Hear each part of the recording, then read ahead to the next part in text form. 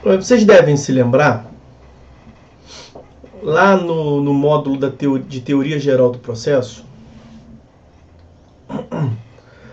nós vimos que prepondera o entendimento de que o processo ele é uma entidade complexa, né? Então, essa tese do professor Cândido Dinamarco, ela reuniu duas concepções sobre o processo que disputavam, vamos assim dizer,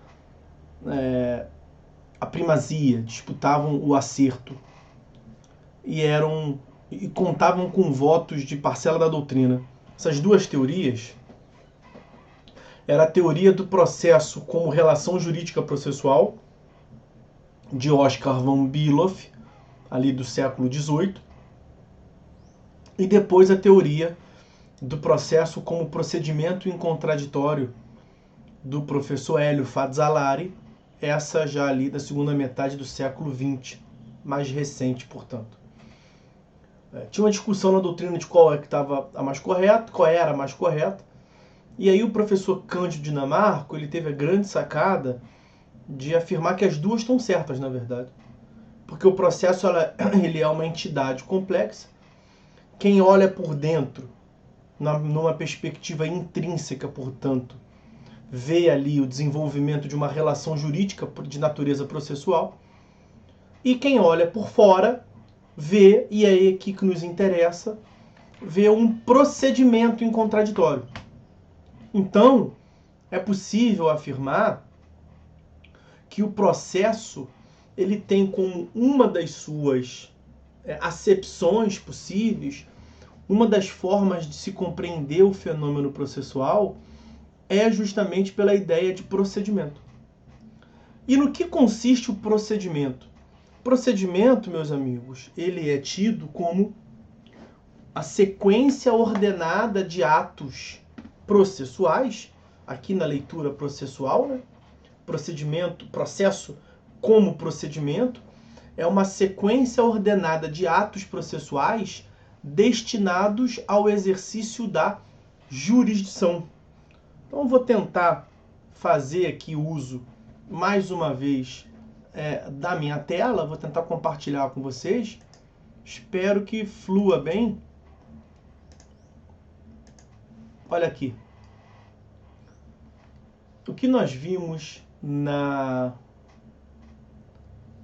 no módulo de teoria geral do processo é que o processo começa aqui pelo exercício do direito de ação. Aqui mais ao final nós conseguimos ver o exercício da jurisdição. Oh, meu pai, peraí.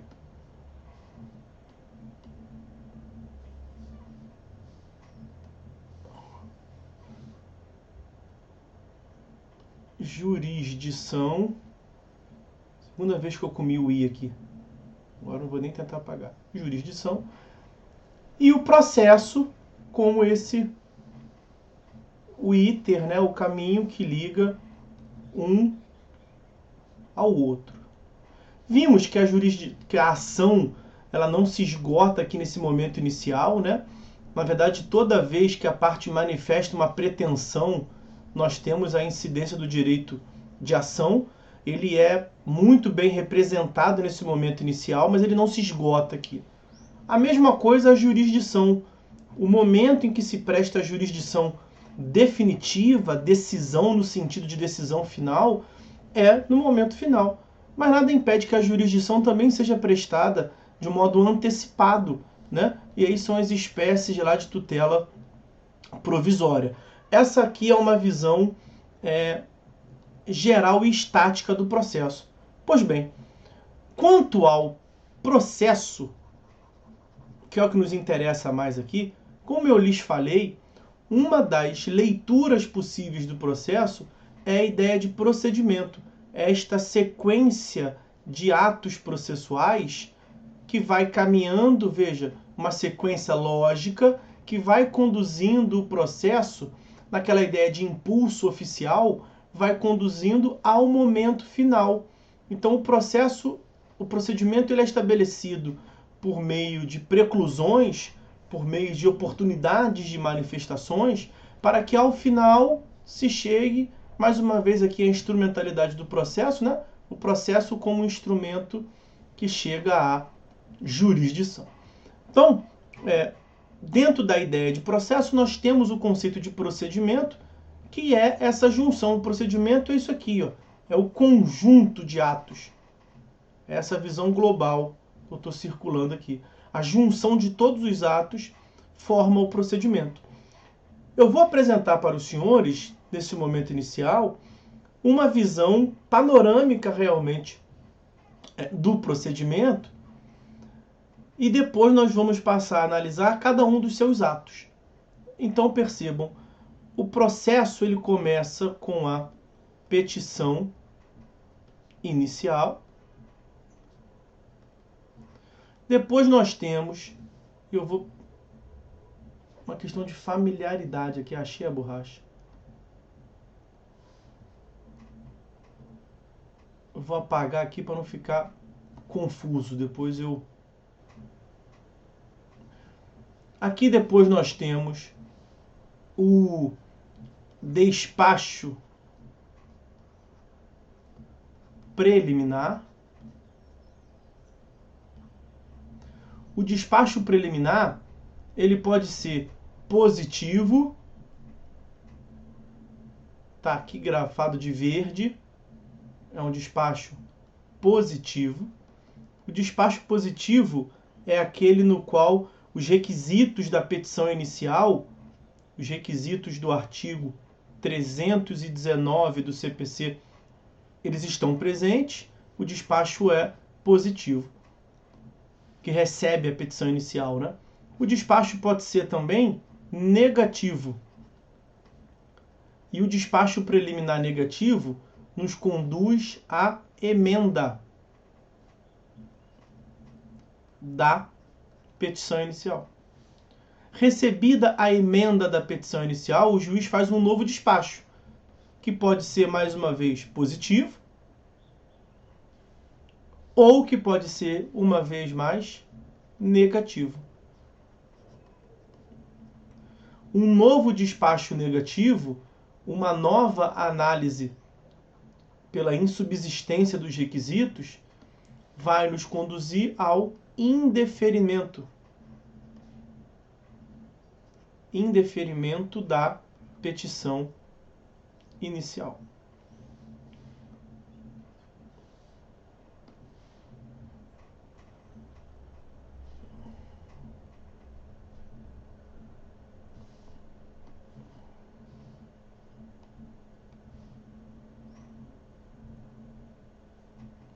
Então, ó,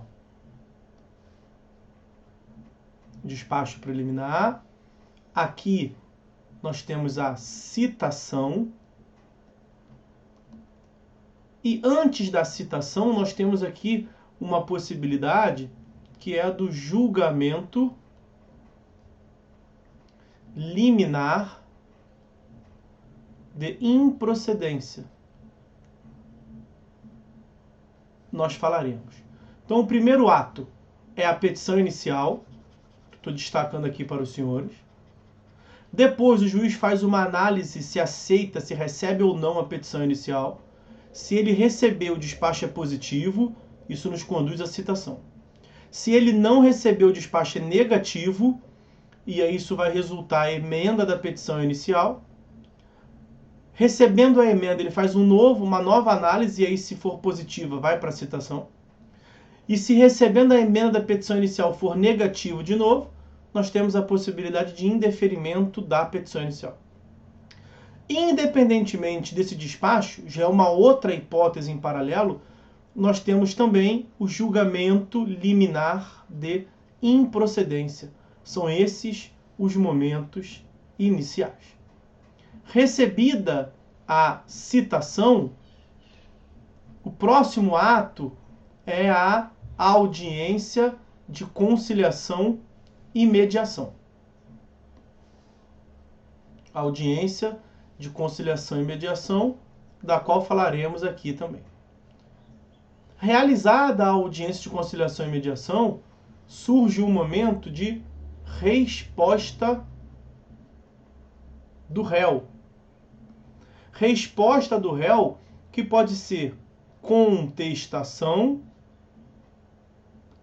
ou reconvenção, como também falaremos aqui. Aqui é só a apresentação dos tópicos e uma estruturação panorâmica para os senhores. Depois do recebimento da resposta do réu, nós temos o que se chama de providências preliminares. Como se fosse esse tópico aqui. Aqui a resposta do réu, aqui a audiência de conciliação e mediação. Depois vem as providências preliminares. Depois das providências preliminares, tem o julgamento conforme o estado do processo. É uma outra fase posterior. Aqui vai ficar em cima. Estou tentando deixar o mais perceptível para vocês. Aqui, nesse outro ato, nós teremos a decisão de organização e saneamento do processo. É um outro ato. Aqui,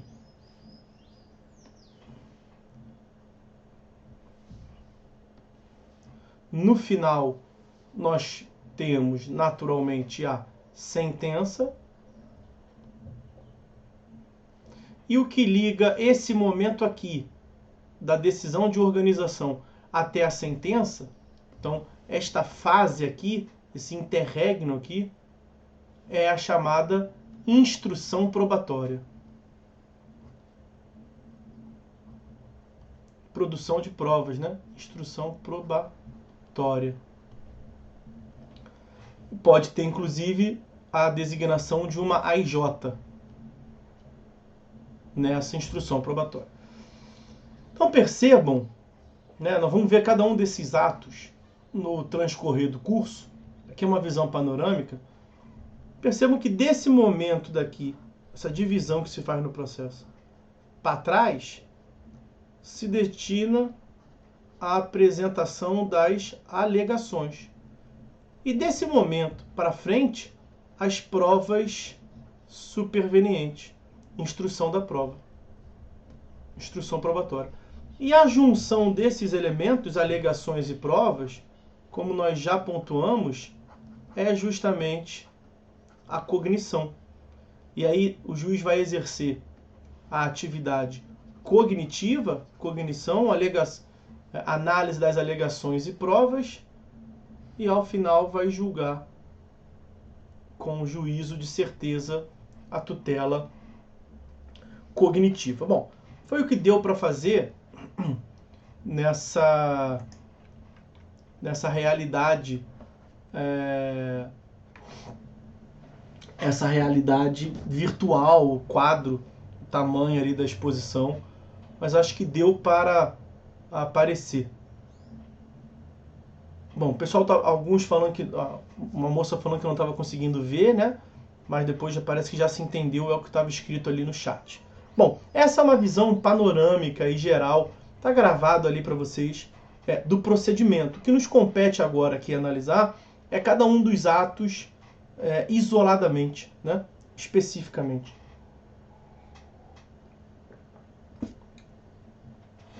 Antes de adentrarmos propriamente no primeiro dos atos, que é a petição inicial, eu gosto sempre de tratar um tópico que, em geral, não é muito abordado em sede doutrinária, não dessa forma concentrada, fica mais esparso, mais isolado, que é o que eu chamo de marcos temporais do processamento. Logo no início do processo, nós temos a autuação e o processamento inicial da demanda. E acontecem alguns fenômenos no momento inicial que é importante para fins de algumas repercussões processuais que nós podemos ter. Então, nesse tópico, marcos temporais do processamento, é possível identificar ali três atos até administrativos, alguns deles que são praticados, mas que têm repercussão processual. Vejam, o primeiro marco temporal é o protocolo da petição inicial. E aí o protocolo da petição inicial, ele acarreta a formação do processo, né? Artigo 312, o início do processo, o momento inicial do processo, é o protocolo da petição inicial. O que é um ganho, evita confusão, em comparação com o Código de 73. Porque no Código de 73, a formação do processo, o início do processo, em algumas hipóteses, se dava apenas com despacho preliminar. Então, nas comarcas de vara única, no Código de 73, aqui por perto de Friburgo, Bom Jardim, é vara única. Então não tem distribuição. É vara única. Tudo cai para Maria das Dores. Era a juíza julgar. Nem sei se é ainda. Não, Maria da Conceição. Nem sei se é mesmo. Não sei se é ela ainda. Mas vai cair para ela. É vara única. Então não tem distribuição. Né? Distribuição é aquele momento final da competência, quando você utiliza todos os critérios que determinam a competência, matéria, pessoa, função, valor da causa e território. Você tem mais de um juiz em tese competente, né? No Rio, vara civil, mais de 50. Então vai ter que distribuir, vai sortear. Em Bom Jardim não tem sorteio. Tudo vai cair com a mesma juíza porque é a vara única. O Código de 73 dizia que nesses casos o processo era formado, era iniciado quando o juiz da causa despachava. Aquele despacho preliminar positivo que eu mencionei para vocês, que na prática costuma ser representado por uma expressão, por um termo. Você reduz tudo isso numa palavra, cite-se. Esse cite significa implicitamente que os requisitos estão preenchidos e que pode prosseguir com a demanda. Quando o juiz de vara única fazia isso, era que tinha o início do processo. O que não fazia sentido nenhum. Você, como advogado, foi lá e protocolou a petição inicial. O juiz dá o cite 5 meses depois. O processo só vai começar 5 meses depois? Então, o que era aquilo que estava parado no gabinete do juiz? Que fenômeno era aquele? Para o Código de 73, normativamente, era um nada. O processo só começava com despacho, o que não fazia sentido nenhum. O Código de 2015 resolveu isso. Considera-se iniciado o processo, está lá no artigo 312, quando o autor, o demandante, protocola a petição inicial. Então, o primeiro marco é esse, é o protocolo da petição inicial, que acarreta a formação do processo. O segundo marco temporal é o registro ou a distribuição, né? O registro sempre se dá. O que consiste o registro? É alimentar o banco de dados do judiciário, é registrar com as informações da demanda, né? Isso é registro. O que antes era feito pelo distribuidor, né, acaba que agora é feito no processo eletrônico pelo advogado. Mas nós não podemos esquecer que o código é feito para o Brasil inteiro, né, e que nem todo lugar do Brasil está com o processo eletrônico. Então tem algum lugar que ainda é o Estado quem acaba fazendo o registro. Pouco importa quem é que faz, se é um agente do Estado ou se é o próprio advogado no processo eletrônico. O ato do registro consiste alimentar o banco de dados, registrar com os elementos da demanda aquela demanda proposta. Ok? Nos juízos de vara única, nas comarcas de vara única, como eu acabei de mencionar, basta o registro. Porque você fez o registro, manda para o juiz para ele proferir, para ele dar continuidade no processo. Nas comarcas que tem mais de um juízo, quando não é a vara única, além do registro, você tem que fazer a distribuição. Como eu disse, é o sorteio. Então, quando você faz o registro, você não consegue dizer aonde que está, aonde vai tramitar aquela demanda. E aí é depois o ato, vejam, é um outro ato, é distribuição. A distribuição é a definição do juízo competente por meio de um sorteio, um critério impessoal, objetivo. É um sistema automatizado, né, atualmente. Antigamente, tinha uma audiência de distribuição. Audiência, botava num globo, tipo bingo. Pegava uma demanda, então o cara cantava lá. Processo tal. Aí rodava lá, tinha 5 no Rio, tinha 30. Naquela época tinha menos vara, né? Tinha 30 varas, então tinha 30 bolinhas no globo. Ele pegava, caiu a vara de número 18. Foi distribuído para a 18ª vara civil. Aí pegava a próxima demanda e ia distribuindo. Aquela bolinha que já tinha caído não participava, então cada juiz recebia uma demanda. Era feito assim mesmo, manualmente. Quase como um sorteio, literal, um bingo. Atualmente, claro que é o sistema automatizado que faz. E quando um juiz recebe, ele está fora da distribuição dos outros, para que cada um receba uma quantidade equitativa, equânime de demandas. Então essa é a distribuição. Qual é a diferença de registro para distribuição? Registro é comarca de vara única, distribuição quando tem mais de um juízo em tese competente. Pois bem, a lei fala registro ou distribuição em várias passagens. Então entendam que essa é a distinção de registro e distribuição. Uma última vez. Nós teremos apenas o registro quando não houver necessidade de distribuição, comarca única. E nas comarcas que tem mais de um juízo em tese competente, acontece os dois, registro e distribuição. O registro, transpasse dos dados para o sistema do judiciário, e aí depois a distribuição para definir qual é o juízo competente. Pois bem, qual é a importância do registro ou a distribuição para o processo civil? É muito importante. Nós temos a menção ao registro e à distribuição já no artigo 43 do CPC. Artigo 43 do CPC, que é o que trata da perpetuatio jurisdicionis. Perpetuatio... Ih, não foi. Perpetuatio jurisdicionis. É na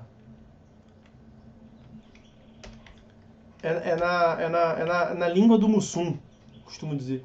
Perpetuatio jurisdicionis. Rapidamente aqui, tá? Artigo 43. Olha como é que aparece registro ou distribuição.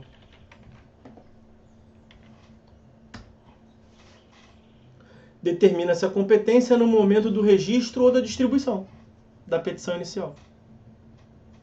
Veja, o protocolo da petição inicial é o início do processo. O registro / distribuição, aí depende do caso, ele define qual é o juízo competente. Perpetuatio jurisdicionis, na verdade, é a perpetuação da competência, né? E aí, não lembro se nós tratamos disso. Nós temos algumas exceções a perpetuatio, esse fenômeno de perpetuação da jurisdição. O próprio artigo 43 traz 2 exceções, mas nós temos 4 exceções. Vou tratar rapidamente delas aqui. Então, caiu uma demanda lá em Bom Jardim, na vara única de Bom Jardim. Aquela vara única vai ser competente do começo ao fim.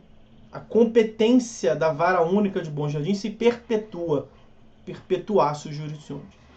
Caiu na 18ª vara civil da comarca da capital do Rio de Janeiro, então teve distribuição. 18ª, mais de um, ela foi sorteada. Ela vai ser competente do início ao fim do processo. Isso que é perpetuatio jurisdicionis. E aí continua o dispositivo, sendo irrelevantes as modificações no estado de fato ou de direito, ocorridas posteriormente. Um critério de competência é o territorial. Então, estamos na regra geral do artigo 46 de competência territorial, e a demanda foi proposta no domicílio do réu, que tinha domicílio no Rio de Janeiro. Aí o réu depois se muda para, sei lá, para Tocantins.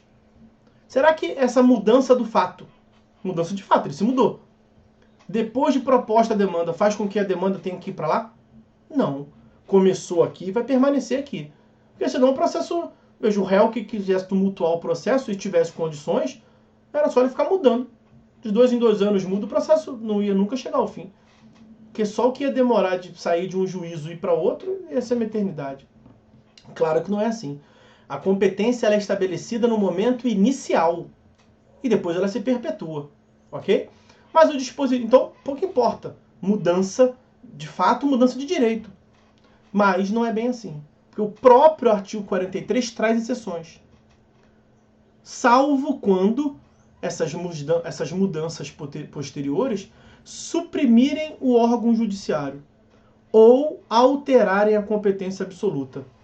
Aqui é uma questão elementar. O primeiro caso é óbvio, é um óbvio ululante. O que a perpetuação da competência está dizendo? Começou na 18ª Vara Civil, vai terminar na 18ª Vara Civil. Salvo se a 18ª Vara Civil não existe mais. É óbvio. Se suprimir aquele órgão, você imagina.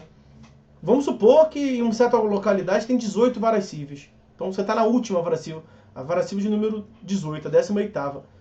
E aí, por uma questão de gestão, o TJ local chega à conclusão de que não pode ter mais 18 varas cíveis, que na verdade é um exagero, e eles querem reformular. E eles extinguem a 18ª Vara Civil. Pode acabar com o órgão? Pode acabar com o órgão, claro. E você não confunda, mas e a vitaliciedade do juiz? Ué, remaneja o juiz. Bota ele para fazer outra função, ele vai continuar sendo juiz. Ele só não vai ser o juiz titular da 18ª Vara Civil, que ela não existe mais. Claro que é possível acabar com o órgão judiciário. E o processo que estava na 18ª Vara Civil, que não existe mais, vai continuar lá? Não, é claro que não. Aí devolve para o distribuidor para sortear novamente. Aí cada um dos 5.000 processos vai ser distribuídos. Novamente redistribuídos entre uma das 17 varas cíveis, no nosso exemplo, que sobraram. Óbvio, né? O segundo exemplo, a segunda exceção que o próprio artigo 43 nos traz é a da mudança da competência absoluta. Quais são as competências absolutas que nós vimos? Matéria, pessoa e função. A matéria fica mais clara aqui. Podia ser em relação à pessoa, a função não muda. Mas vamos supor, o processo está na 18ª Vara Civil. E aí a gestão do tribunal não vai acabar com o órgão, não. Vai continuar existindo. Só que ele vai deixar de ser a 18ª Vara Civil e vai passar a ser a 7ª Vara Criminal. Porque chegaram à conclusão de que não tem como criar uma nova vara, é muita despesa, não tem como criar. E eles acharam por bem remanejar, que tinha juiz civil de mais, juiz penal de menos. Transformaram aquele órgão judiciário que tinha competência civil, passou a ter competência criminal. Podia ser falência, podia ser qualquer competência, que não a civil. A competência civil é residual, né? O que fazer com aqueles processos que estão na 18ª Vara Civil? O órgão continua existindo, mas não é mais a 18ª Vara Civil, passou a ser a 8ª Vara Criminal. Aquele órgão, Vara Criminal, que foi criado, a 8ª Vara Criminal, vai julgar aquela demanda indenizatória civil que está lá? Claro que não. Mas não houve a supressão do órgão, o órgão continua existindo. O que houve então? Ele foi modificado a competência absoluta. Ele não pode mais se pronunciar sobre causas cíveis. Agora, a competência absoluta dele, previsto por norma de regimento do tribunal, Código de Organização Judiciária, agora passou a ser de competência criminal. O que fazer com os processos? Tem 5.000 processos cíveis lá. Fazer o quê? Devolve para o distribuidor, que vai redistribuir entre uma das 17 varas cíveis. Mesma coisa. Só muda a circunstância fática. Em um caso acabou o órgão, não existe mais. E aí os servidores foram remanejados. No outro, o órgão continua existindo, os servidores continuam lá, mas mudou a competência. Ok? A consequência é a mesma. Isso é uma exceção a perpetuar-se o jurisdiciones. Não vai permanecer lá, aquele processo não vai permanecer lá. Vai ter que ser mandado para outro lugar. Está no 43. Eu só mastiguei o 43 para vocês. Mas, o artigo 43 é um típico artigo complicado. Porque ele te dá uma falsa impressão. Ele define o que é perpetuácio. Começou aqui e vai terminar aqui. Pouco importa as modificações de fato e de direito. Salvo nesse caso e naquele caso. E quantos são os casos? Você pode pensar assim. Por isso que ele é complicado. É nesse e naquele. É na supressão do órgão e é na modificação da competência absoluta. Tá claro, professor. Tá no 43. São 2 exceções, pois são 4. São 4. Daí a importância de a gente estudar isso aqui. Eu digo, são 4 exceções da perpetuatio jurisdictionis. São 4 hipóteses que ensejam a modificação da competência. 2 estão no 43 e as outras 2 estão espalhadas pelo Código. Qual é a terceira hipótese excepcional, portanto, que não está no 43? A primeira que não está no 43 é a conexão e a continência. Conexão e continência. Conexão e continência são causas de modificação da competência. Vejam o artigo 55 do CPC. Reputam-se conexas 2 ou mais ações quando lhes for comum o pedido ou a causa de pedir. Conexão. E o que resulta a conexão? A reunião dos processos no juízo prevento. Artigo 58 e 59. Tanto na conexão quanto na continência. Então, uma vez que o juiz defina que realmente tem conexão, realmente tem a continência tem um detalhezinho que eu não vou entrar aqui para não gerar mais confusão. Tá? A continência nem sempre resulta nisso que eu vou falar. Nem sempre. Mas tanto na conexão quanto na continência, nós temos a reunião do processo no juízo prevento. E qual é o juízo prevento? É aquele que recebeu a primeira demanda. Veja lá o artigo 58.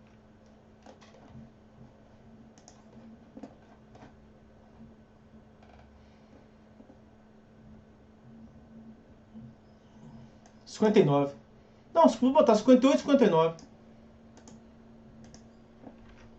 Então, olha só.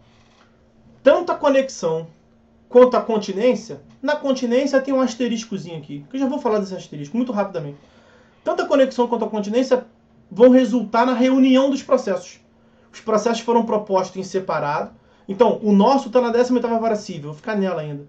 E tem um outro que caiu na 3ª vara civil. Entre eles foi reconhecida a conexão. São demandas semelhantes. Qual é a consequência? Reunião. Vai reunir aonde? Ó, a reunião das ações propostas em separado far-se-á no juízo prevento, onde serão decididas simultaneamente.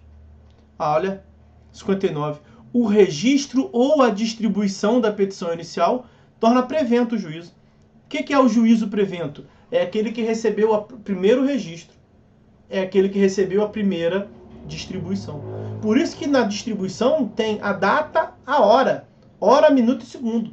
Porque se houver conexão, é um critério impessoal. É o primeiro a ter recebido a distribuição. Então, no nosso exemplo, uma demanda na 18ª, uma demanda na 3ª, vai reunir no juízo prevento. Qual vai ser o juízo prevento entre elas? Não é o de menor número, não é o de maior número, não é o juiz mais cheiroso, o juiz mais bonito, não é. É o que receber primeiro. Então vamos supor que caiu na 3ª vara civil primeiro. A demanda da 3ª vara civil foi proposta 2 minutos antes da nossa.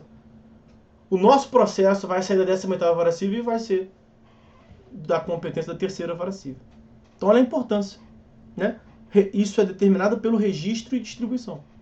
Essa é uma terceira exceção, portanto, à perpetuatio jurisdictionis.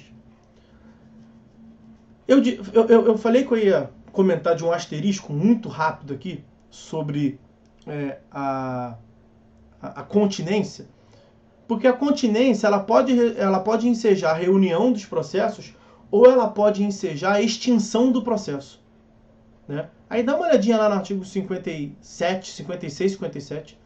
Vai ensejar a extinção do processo quando o processo maior tiver sido proposto inicialmente. Continência é um fenômeno em que uma ação contém a outra. Por isso que é a continência, né? Uma contém a outra. Quando a demanda maior, que contém a demanda posterior, foi proposta inicialmente, a segunda demanda, que é a menor, não acrescenta nada. Então ela vai ser extinta. Quando é o oposto, a que foi proposta primeiro foi a menor, a demanda contida, e a que foi proposta posteriormente é a continente. Então a primeira demanda, dano material, dano moral. Terceira demanda, mesmo dano material, mesmo dano moral, até igual, está idêntico, mas tem também dano estético. Então a segunda demanda, que é a continente, ela tem mais informações que a primeira. Nesse caso não vai extinguir a segunda.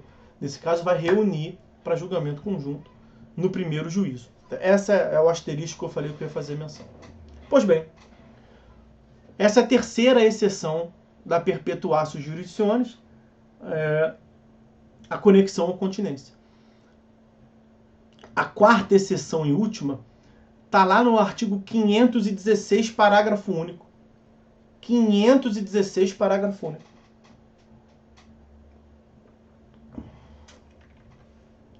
O artigo 516, ele trata da competência para... Veja como isso é importante aqui para a gente. Ele trata da competência da fase de cumprimento de sentença. Que é... Deixa eu...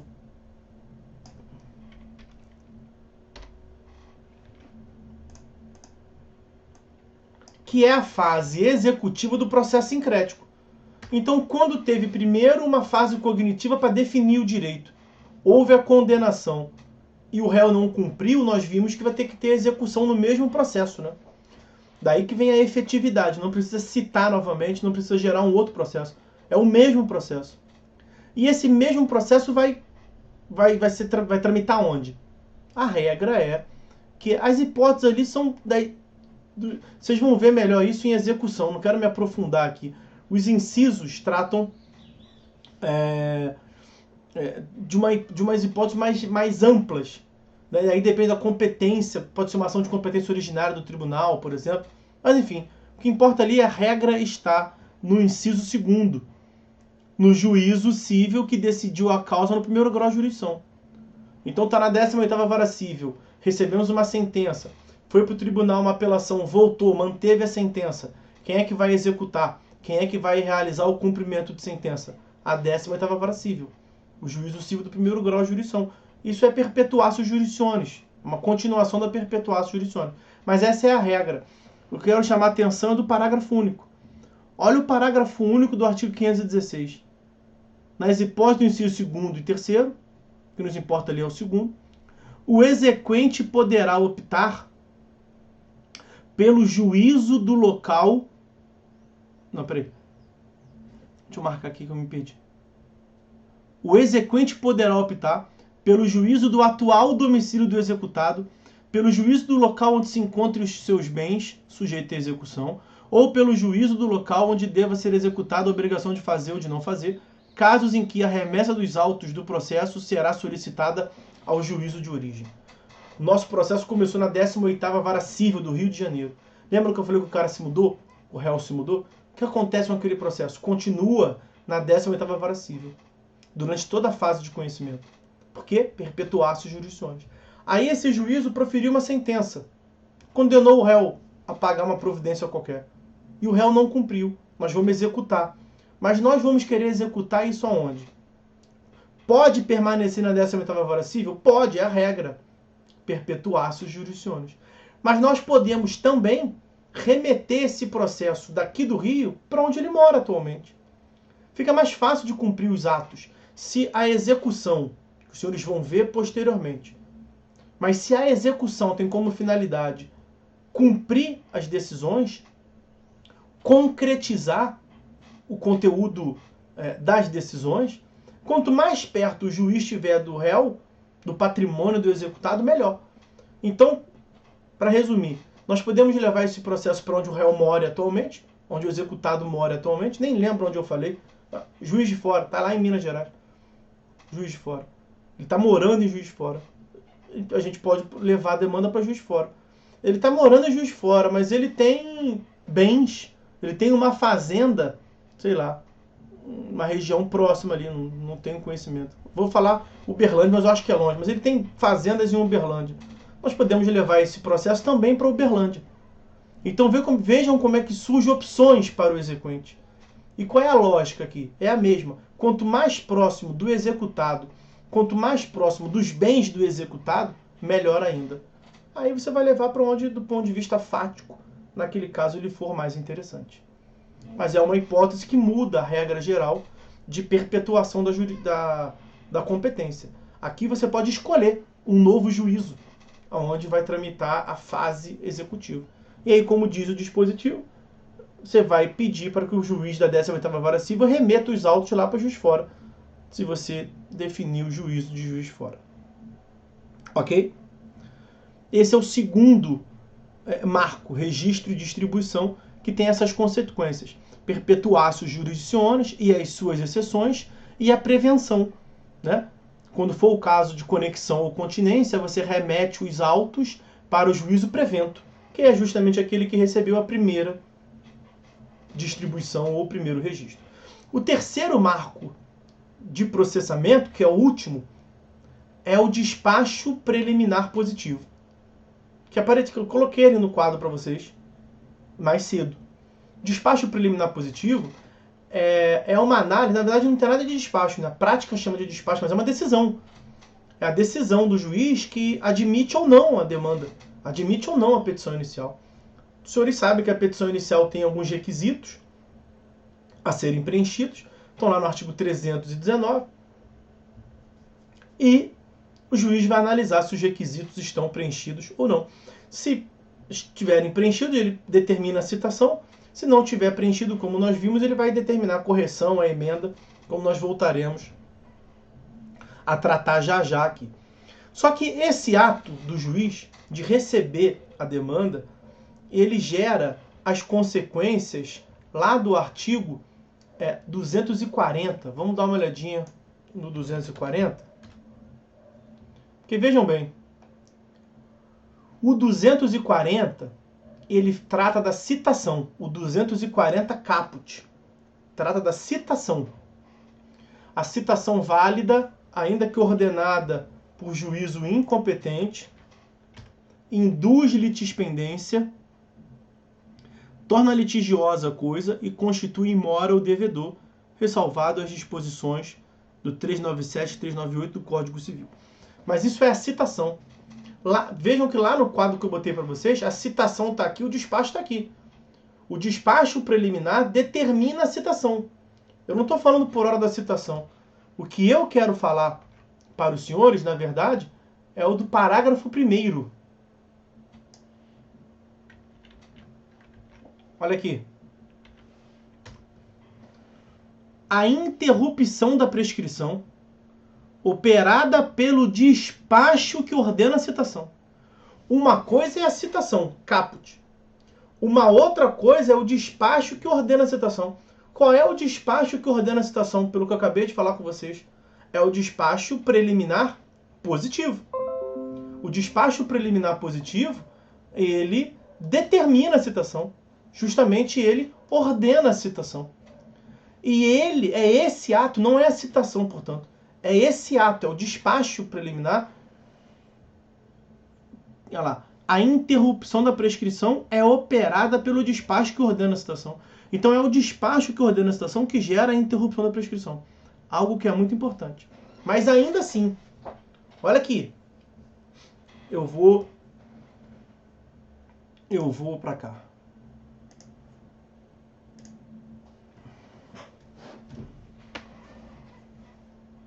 Um momentinho, tá?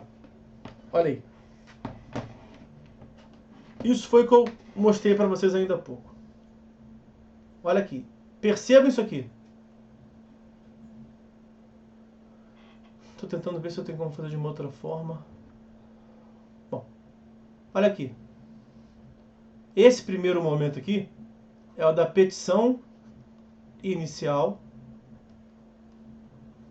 E aí, nós tivemos aqui o registro. Registro não. Vou usar esse termo registro. Ué. Nós tivemos o protocolo da petição inicial. Aqui, nós estamos falando do despacho preliminar positivo. É o despacho que ordena a citação. É o famoso cite-se. E depois nós tivemos a citação. Percebam que são momentos distintos. Quando o juiz no gabinete dele determina que seja citado, o cartório ainda vai expedir o mandado de citação para mandar para a central de mandados, para depois ser cumprido ou não a citação, para depois a citação chegar e ser juntada aos autos. São momentos distintos. E é isso que nós temos que entender. O que é que o parágrafo 1º do 240 está dizendo? Aqui, ó. 240, parágrafo 1º. Que o que determina a interrupção da prescrição é esse momento aqui. Cuidado, porque já foi esse aqui. Não é mais a citação. A interrupção da prescrição não é mais um efeito proveniente da citação, mas ele é produzido pelo despacho que ordena a citação, é coisa diferente. E diz mais, a lei diz mais. A lei, na parte final do 240, parágrafo 1º, diz que retroage ao momento da propositura da ação. É isso que eu quero que vocês peguem. Retroage. Então, quando que se... Olha, quer ver? Trazer um exemplo prático aqui. Vamos supor que a prescrição da pretensão, ela se dava em dezembro de 2019. Aí você imagina que a demanda foi proposta em novembro de 2019 e o despacho preliminar positivo ele se deu em fevereiro de 2020. E a citação se deu em junho de 2020. Está prescrito ou não está prescrito? Em dezembro de 2019, operou-se a prescrição. O despacho preliminar positivo, que é o que interrompe a prescrição, se deu apenas em fevereiro de 2020. Então, em uma primeira análise, está prescrito. Mas o que a parte final do parágrafo 1º diz? Que considera-se interrompido aqui. Mas você retroage ao momento de protocolo da petição inicial, formação do processo. E quando que você protocolou a petição inicial? Novembro de 2019, antes de consumar a prescrição. Veja como é que é importante definir isso. Nesse caso, caso hipotético apresentado, não teria de se cogitar em falar em prescrição. Eu acho que agora deu erro, né? Me perdoem, meus amigos. Agora eu vi que deu erro. Eu vou ver se agora vai de novo.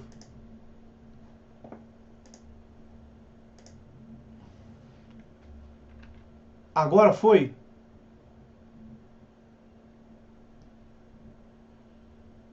Ainda não foi? Mas como é? Aqui ele está falando que está compartilhando. Um momentinho, meus amigos.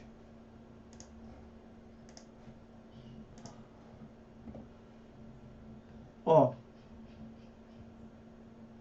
Eu estou ouvindo. Agora não está aparecendo para mim, mas eu estou ouvindo, só não estou conseguindo compartilhar. Não está aparecendo mais para mim o link de compartilhar. Apresentar não está. Me parece que é algum erro da plataforma. Não, Rafaela, aperta em apresentar algo. Eu estou aqui, apresentar agora. Ah, vamos ver, agora parece que voltou. Eu acho que é alguma instabilidade da plataforma, tá, meus amigos? Vamos tentar aqui. Vamos ver de novo aqui. Selecionei aonde eu quero apresentar, compartilhar. Vejam se está indo aí, se você está vendo. Ainda não. Eu não sei mais o que fazer. Então eu vou interromper o compartilhamento.